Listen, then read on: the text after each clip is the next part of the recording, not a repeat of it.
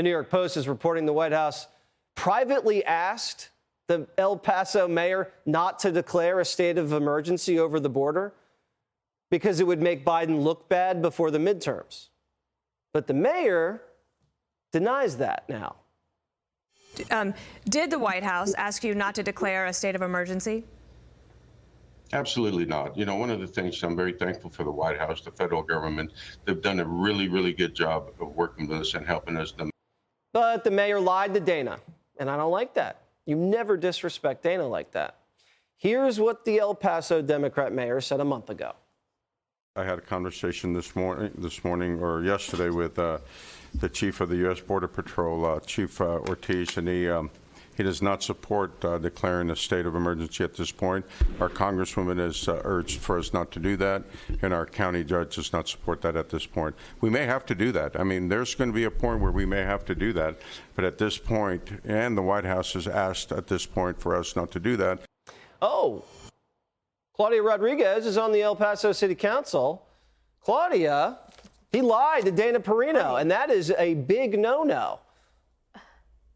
I know, that is crazy, especially since we have the receipts. It's literally in the internet for the entire world to see. So there's a state of emergency, but he hasn't declared it because he wants to help Joe keep the Senate. What does that tell you about the leadership of this country? So like you mentioned, I sit on City Council in El Paso, Texas. We're supposed to be a nonpartisan governmental body. And for me to hear that, you know, I was really floored because as much as the mayor wants to say this is not a political issue, yeah, those comments would probably say otherwise. Yeah, I'd look under the table to see what the mayor's taking. If he's going to say, oh, I'll do you a favor, Joe, what kind of favor are you going to do me? How do you think the migrants are being treated in New York? Did you know that they get buttered popcorn?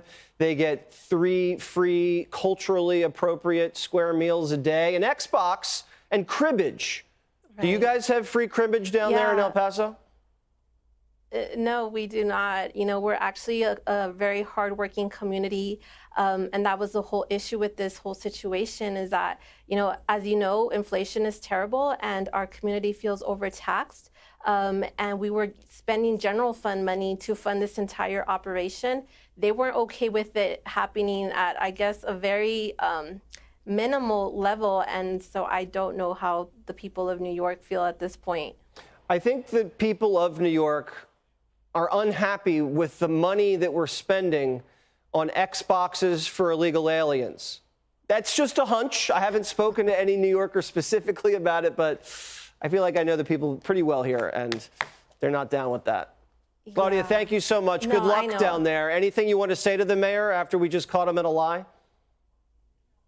I mean, Mayor, you know, I know both him and I are not hostile people. I hope that, you know, in the future, we will definitely put the people of El Paso first and really take the politics out of it. All right. Thank you so much, Claudia Rodriguez. We appreciate it. Thank you. Subscribe to the Fox News YouTube channel to catch our nightly opens, stories that are changing the world and changing your life. From Tucker Carlson tonight.